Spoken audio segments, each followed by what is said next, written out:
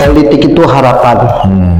Semua itu terjadi atas kehendak Allah Subhanahu wa Ta'ala. Jadinya di warna merah orientasinya dunia doang ya. Dunia doang. Ketika saya hijrah, saya berpindah ke hijau. Ini hijau ini warna kesukaan Rasulullah nih.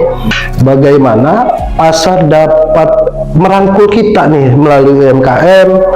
Jadi masih banyak harapan-harapan masyarakat, khususnya di dapil saya dan di tempat kelahiran saya Tanah Abang, belum tersalurkan.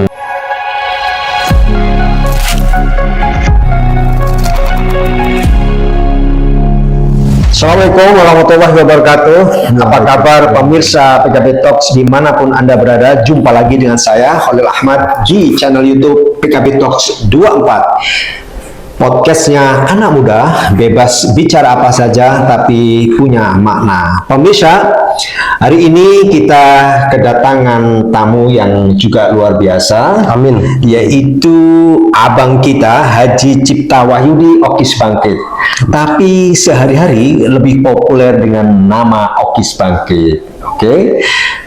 Bang Okis Bangkit ini, dia adalah salah seorang pemuda asli kelahiran Tanah Abang. Kalau kata orang Betawi sebenarnya Tanah Abang. Tanah Abang, pusat perbelanjaan grosir terbesar di Indonesia dan bahkan Asia Tenggara. Tentu beliau ini tahu dong tentang seluk-beluk potensi ekonomi UMKM dan seterusnya, dan potensi-potensi muda dari anak-anak Tanah Abang. Oke, beliau tahun ini maju menjadi calon legislatif dari Partai Kebangkitan Bangsa di Dapil 1 yang meliputi daerah Tanah Abang, Kecamatan Gambir, Kecamatan Senen, Cempaka Putih, Kemayoran, Sawah Besar, Menteng, dan Johar Baru. Nomor urutnya berapa? Nomor 6. Nomor 6, luar biasa. Oke, jangan lihat dengan nomor 6 urutnya, tapi pastikan karena yang akan jadi di pemilu kita tahun ini adalah yang terbanyak suara. Suara terbanyak, suara tertinggi, benar. Oke, karena itu pemirsa, yuk kita ulik sebenarnya apa sih misi dan visi beliau untuk nyalek dari Partai Kebangkitan Bangsa. Tapi sebelum bicara lebih jauh tentang itu, yuk kita perkenalan dulu dengan abang kita, Okis Bangkit. Apa kabar, Bang?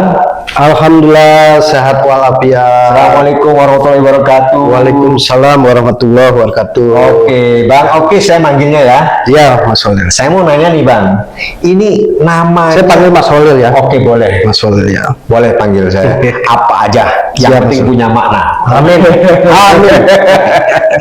Namanya aslinya adalah Cipta Wahyudi Okis Bangkit. Tapi kenapa nih nama populer kok tiba-tiba jadi Okis Bangkit?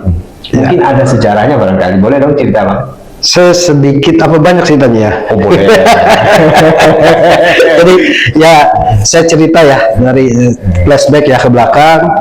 Nama Cipta Wahyudi itu nama yang baik pemberian orang tua. Oke. Lahir di Tanah Abang kan? Lahir Tanah Abang, besar Tanah Abang, sampai saat ini di Tanah Abang. Dari orang tua, Dari kedua orang tua. pemberian orang tua. Iya, pemberian orang tua. Nah, kenapa sih bisa Okis? Ini ada perubahan dari Cipta Wahyudi ke Okis. Nanti ada perubahan lagi ke Bangkit gitu. Oke. Jadi kenapa sih bisa Okis? Barangkali ini saya cerita perjalanan hidup ya. Kalau memang ada yang kurang baik, jangan dicontohkan. Oke. Iya, yang Jadi baik-baik. Okis itu mungkin bisa dikatakan nama populer pada saat sekolah waktu itu. Oke.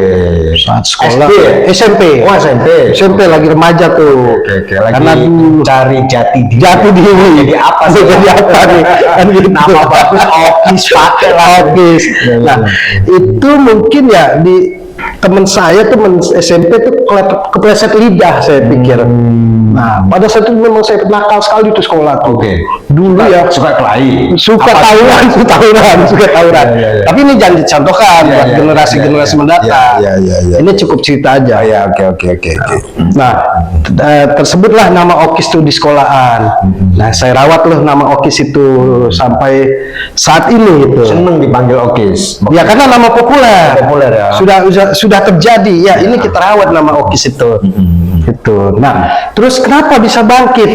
Ini saya juga nggak tahu nih. Nggak Apa tahu. munculnya itu? 2022 bangkit 2022. itu. Awal 2022. Loh, baru dong.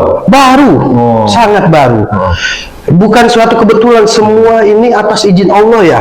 Gimana? Bangkit. Karena memang ada salah satu kiai ya. Kiai pada saat itu saya belajar ngaji. Dan saya sampaikan kenapa ya kehidupan saya begini naik turun. Maka kiai tersebut pakai nama bangkit. Kaget saya. Kok Kayak berburu guys. iya, saya ngaji, saya belajar ngaji. Ngaji lagi. Saya belajar ngaji. Karena ketika saya, maaf ya, saya di organisasi Banser, saya kenal ngaji tuh. Apalagi di PKB, lebih kenal ngaji kan gitu. Jadi suruh pakai nama bangkit, biar bangkit. Bangkit orangnya, bangkit ekonominya, bangkit lingkungannya. Gitu. Oke, jadi itu akhirnya dipakai. Okis, nama Okis, yang Bang. muncul pada saat remaja, Okis. lalu kemudian setelah dewasa, Itu belum ada tujuan mau nyalek ya? oh belum ada tujuan. Belum bangkit. Oke, bangkit dan 2002 itu belum ada tujuan. 2022 awal. Pak Okis kan sudah mulai aktif di organisasi kepemudaan ya. Iya. Ya kan? Organisasi muda apa aja yang udah pernah Bang Okis aktif di situ dan pengalamannya seperti apa selama bergaul dengan banyak pemuda di Iya. organisasi-organisasi yang dimana Bang Okis ada di dalamnya. Ini menginspirasi nama Bang Okis itu. Oh, saya pakai nama Bangkit. Iya. Biar bisa membawa aura positif di tengah lingkungan anak muda, misalnya ada nggak kayak gitu? Saya cerita lagi ya, memang 2005 saya baru mulai berorganisasi. Karena prinsip saya ketika saya berorganisasi itu tambah saudara. Dan di situ adalah saya melebar luaskan pergaulan saya, silaturahmi saya kepada masyarakat yang ada khususnya ya di Tanah Abang maupun di luar Tanah Abang. 2005 saya di Forum Betawi Rempuk. Oh gitu. Meningkat 2008, 3 tahun berjalan, saya di Pemuda Pancasila. Ya sudah beberapa organisasi kemasyarakatan saya masuk. Ya tujuannya untuk pergaulan, tujuannya untuk silaturahmi. Nah sehingga lagi-lagi nama Okis tuh menjadi populer karena saya sering silaturahmi kemana-mana. Baik di organisasi, baik di masyarakat lingkungan itu. Bang, selama bergaul dengan anak-anak muda itu, apa sih ada dalam pikiran anak muda itu? Kalau yang Abang Okis tangkap itu? Ya, saya melihat anak muda itu kalau tidak dijaring, kalau tidak dideketin, ini arah langkah kakinya tidak terkontrol gitu. Maka dari itu ke depan kita harus punya gagasan buat anak-anak muda kita. Contohnya yang hobi olahraga ya kita salurkan, yang hobi ibadah kita salurkan ke majelis-majelis, ya kan, yang memang bagaimana ekonomi rumah tangganya harus terangkat kita salurkan di UMKM gitu. Oh gitu. Tanah Abang ya, itu kan terkenal nih Bang. Iya. Apa apanya nih Bang? Perdagangannya, niaganya. Niaganya. Berarti potensinya itu besar di situ ya untuk Potensinya, potensi ekonomi ya. Anak muda aktivitas di sisi Pasar, ekonomi karena pasar. Nah, saya punya kata-kata candaan nih. Jangan sampai ayam mati di lumbung padi. Kan tahu sendiri ya Mas Holil, Tanah Abang pasarnya tinggi-tinggi, besar-besar. Toh sampai saat ini saya lihat masyarakat lingkungannya 0, berapa persen bisa beraktivitas di situ. Nah, tentunya ini menjadi catatan nih, menjadi PR ke depan bagaimana pasar dapat merangkul kita nih melalui UMKM. Jangan sampai pasar ya kan orangnya fasilitasnya tapi masyarakat situ tidak menjadi penggerak ekonomi di situ. enggak, kurang. Jadi itu yang dagang di situ orang mana dong kalau bukan anak Abang? Ya Kalau orang mana sih wajar lah, yang namanya berniaga dari zaman nenek moyang kita, dari negara mana-mana datang untuk berdagang.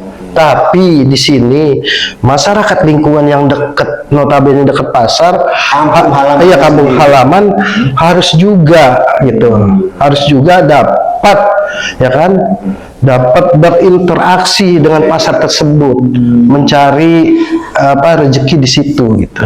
Tapi yang selama ini emang masih banyak artinya yang belum terserap ya. Belum, masih banyak Mitigasi itu masih anak banyak muda. yang terserap untuk bagaimana memanfaatkan peluang dan lapangan yang tersedia di situ Iya. untuk kemudian meningkatkan menjadi sarana untuk meningkatkan Ekonomi ya, penghasilan. Masih banyak. Masih banyak. Oke. Dan di sana juga saya lihat ya ada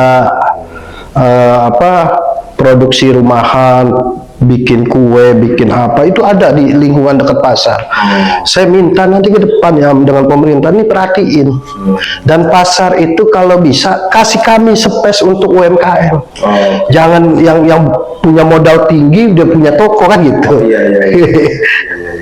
Jadi jangan dimonopoli ya. Jangan dimonopoli. Ada space atau ruang untuk anak tumbuh, kampung itu tumbuh ya. Iya. Ikut bareng-bareng dengan mereka Benar. yang mendapatkan kue pembangunannya. Benar. Oke Bang, sebelum lanjut untuk ngobrol lebih jauh lagi, bisa kita saksikan tayangan yang berikut ini.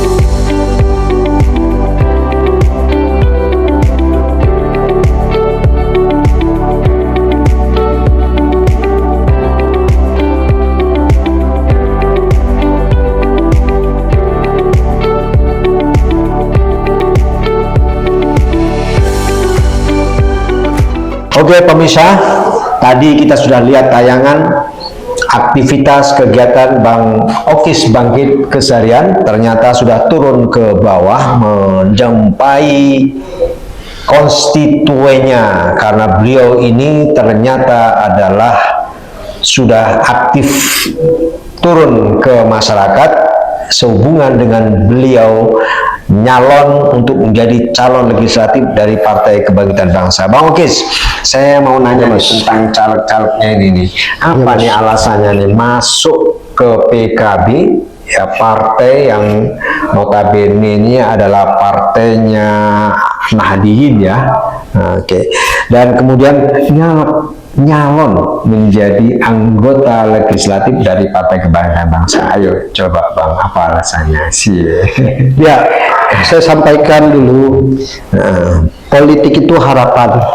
Jadi masih banyak harapan-harapan masyarakat, khususnya di dapil saya dan di tempat kelahiran saya Tanah Abang, belum tersalurkan, belum terrealisasi. Makanya mendorong saya untuk nyalon dari PKB itu sendiri.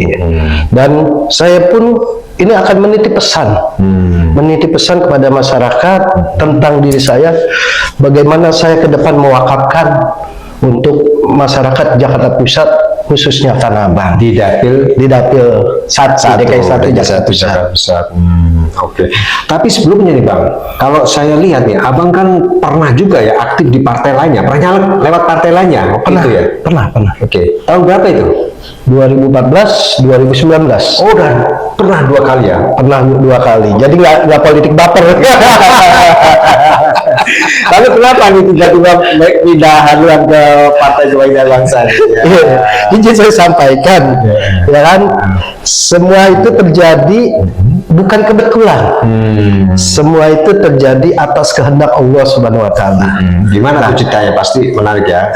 2022 akhir ya, kalau salah akhir itu di bulan-bulan 9 atau 10, ada beberapa tokoh Tanah Abang, ya temui saya dan mengajak saya bagaimana di 2024 ini saya nyalek. Tapi tantangannya itu satu, Apa itu? ya harus hijrah, harus pindah partai. Lo, nggak bahaya pak? Nggak bahaya pak? Kaget saya. Lo, nggak bahaya pak? Ternyata nggak bahaya. Lebih baik saya bilang itu. Dari merah ke hijau PKB. Kenapa saya sampaikan lebih baik?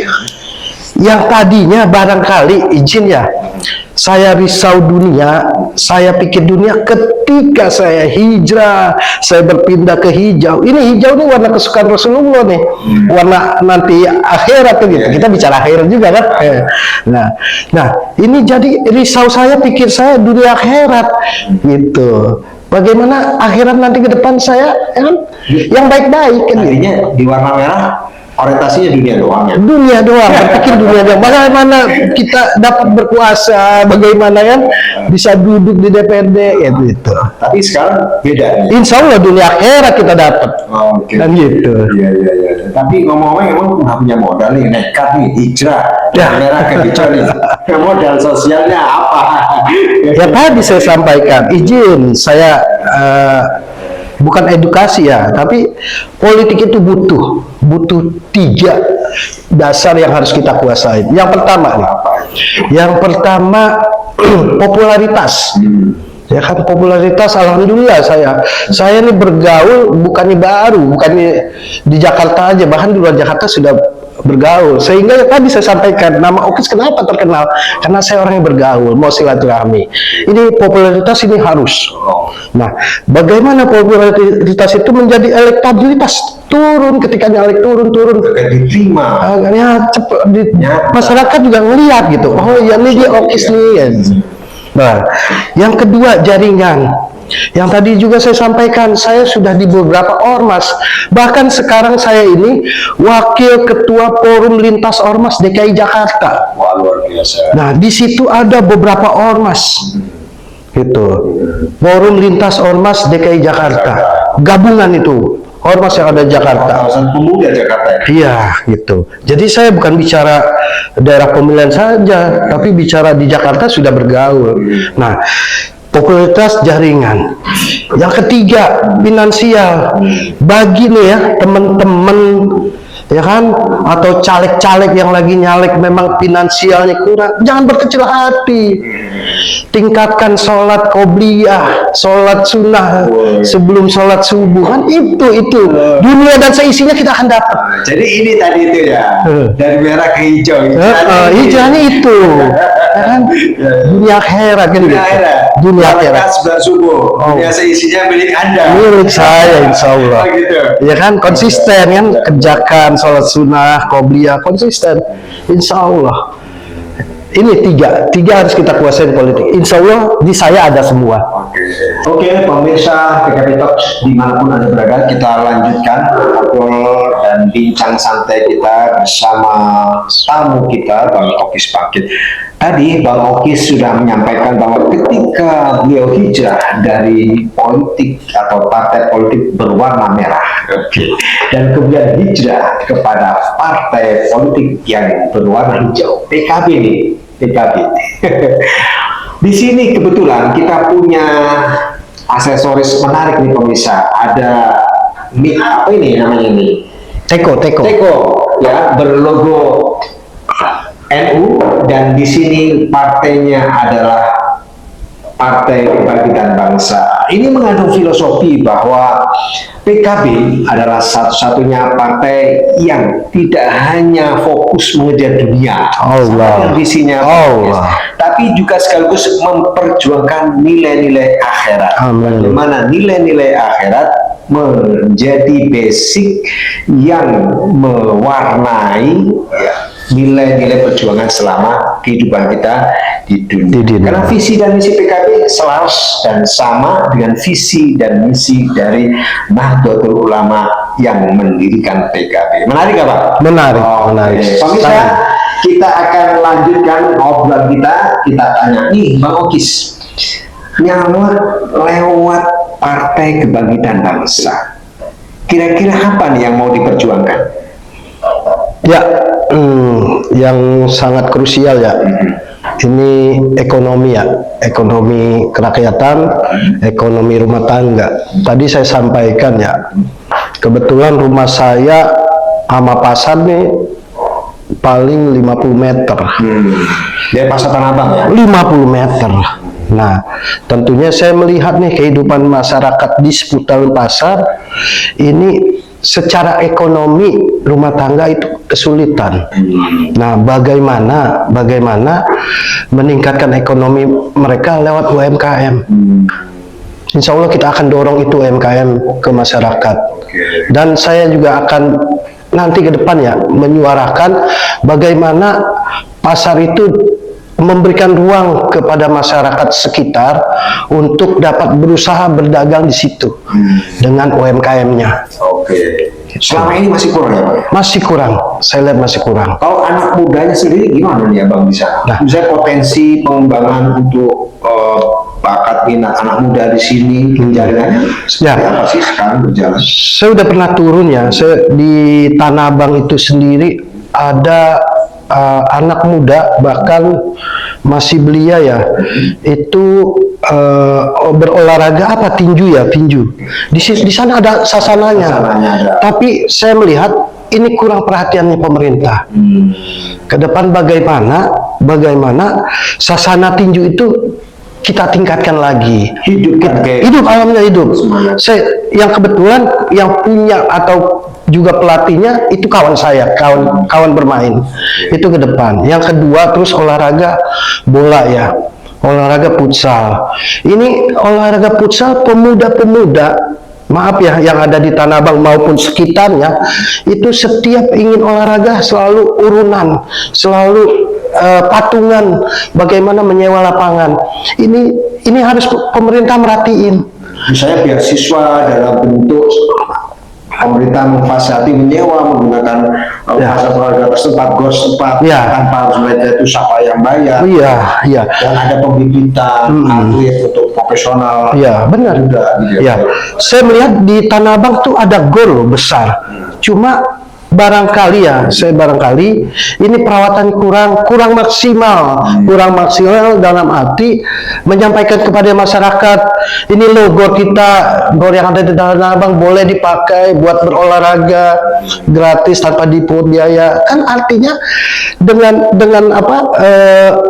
pemerintah menyampaikan itu akan memberikan semangat teman-teman muda untuk berolahraga dan memunculkan bibit-bibit unggul kan gitu.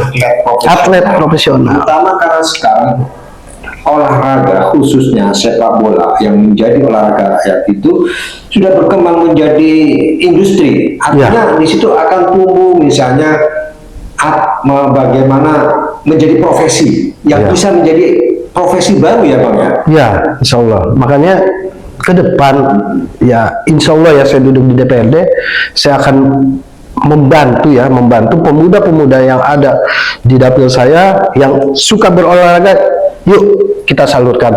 Yang suka di keagamaan. Nah, Tanah Abang itu sendiri ini kota agamis, nggak lepas dari agama, religius. Nah, anak-anak muda saya lihat nih banyak yang senang marawis, banyak yang senang main hadro. Apa salahnya pemerintah merhatiin kan gitu, menempatkan festival hadro ya kan. Tapi kalau cuma festival doang tidak dirawat, kan cuma saja, cuma seremoni aja kan festival. Bagaimana pemerintah bisa merawat mereka ya kan, memberikan fasilitas, terus memberikan menyupport biar mereka tuh kegiatannya terus berlangsung berjalan gitu. Oke, Bang Opis, kira-kira uang gimana? Yakin menang? Atas izin Allah Subhanahu Wa Taala, benar. Yang penting ya kita kerja politik, ya kan, kita turun ke dapil, kita temui konstituen, kita temui masyarakat, warga masyarakat, kita sampaikan pesan kepada mereka dan mereka akan menyampaikan harapan kepada kita, karena politik itu harapan. Oke, Bang Opis, di antara daerah wilayah di dapil 1 ini Bang Opis daerah mana yang sudah paling banyak turun misalnya? Ya, Tanah Abang sendiri atau dari 8 saya turun kebanyakan di 3 kecamatan, Tanah Abang, Gambir, dan Senen. Nah, yang lainnya irisan, karena saya alhamdulillah saya banyak saudara, banyak sahabat di organisasi. Kalau di Tanah Abang, selain tadi ada potensi ekonomi gitu ya, ada potensi sarana olahraga yang harus dan bisa dimaksimalkan. Itu kalau di Gambir misalnya ada apa tuh yang mungkin yang substansi yang bisa dioptimalkan lagi untuk masyarakat? Ya, saya melihat kepada sahabat-sahabat yang ada di Gambir, memang menurut apa yang pernah saya dapat, itu mereka butuh kerja. Nah, ke depan bagaimana saya menghidupkan investasi lingkungan, investasi pengaruh. Karena di Tanah Abang sudah dimainkan itu. Apa sih artinya investasi lingkungan, investasi pengaruh? Ketika yang punya modal nih Mas, turun di wilayah mereka, yang punya modal harus menggandeng warga lingkungan melalui orang-orang yang berpengaruh di situ. Gitu. Contoh, katakan nanti ke depan pihak swasta yang punya modal mau bangun di wilayah Gambir, gandenglah tokoh-tokoh masyarakat yang ada di lingkungan. Nah, itu kan masyarakat adalah investasi yang dapat membantu berlangsungnya pembangunan, ya kan, pekerjaan mereka pengusaha itu. Oke, jadi istilahnya sekarang nih kita atau Bang Okis ini sudah turun ke bawah, membangun kesadaran tentang pentingnya perubahan. Tapi kalau perubahan itu sendiri artinya kan selaras ya dengan slogan amin itu. Amin. Paslon kita itu dari PKB kan. Iya. Ya, kan? Ya, masyarakat paham lah. Saya menawarkan perubahan, ya masyarakat lebih mengerti. Artinya ketika 2019-2024 ada wakil rakyat dia yang tidak membawa perubahan, ya jangan dipilih lagi, ya kan? Pilih yang baru yang membawa perubahan, kan gitu. Hukumnya kan gitu, ya kan? Nanti saya duduk di DPRD, jika memang tidak membawa perubahan, ya nggak usah dipilih. Iya, tapi insya Allah saya akan selalu merakyat. Saya akan selalu merhatiin warga masyarakat yang ada di dapil saya. Oke, jadi yakin menang nih Bang? Insya Allah menang atas izin Allah. Oke, pemirsa, sebelum kita tutup segmen ini, kita kasih waktu kesempatan kepada Pak Okis Bangkit untuk menyampaikan salam atau ucapan closing statementnya kepada pemirsa PKB Talks 24. Silakan Bang. Terima kasih Mas Khalil. Buat warga masyarakat Jakarta Pusat yang punya hak pilih, beri kesempatan saya Okis Bangkit, calon anggota DPRD nomor urut 6 bersama Partai Kebangkitan Bangsa. Jangan lupa 14 Februari buka surat suara, lihat Partai PKB ada nomor 6, coblos Okis Bangkit. Insya Allah saya akan amanah, karena amanah wajib buat saya, karena tanggung jawab saya dunia akhirat. Terima kasih. Oke, luar biasa. Kita tutup segmen kita pada sore atau siang hari ini. Jumpa lagi dengan PKB Talks 24 di segmen dan episode berikutnya. Sampai jumpa. Assalamualaikum warahmatullahi wabarakatuh. Waalaikumsalam warahmatullahi wabarakatuh.